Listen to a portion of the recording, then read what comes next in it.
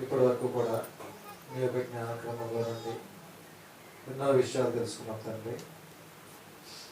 మొదటి తిమోతి పత్రికల గురించి, అలాగే రెండో అంశంగా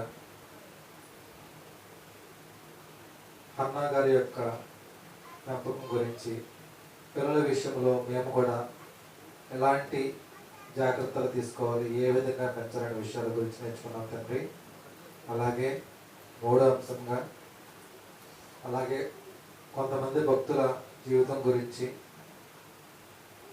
దావీదు గారు అలాగే యోబు వాళ్ళ యొక్క జీవితంలో ఎలా నడుచుకున్నారు, వాళ్ళు చేసిన తప్పిదాలు ఏంటి, దానికి దేవుడు విధించిన శిక్ష ఏంటనే అంశాల గురించి కూడా తెలుసుకున్నాం తండ్రి.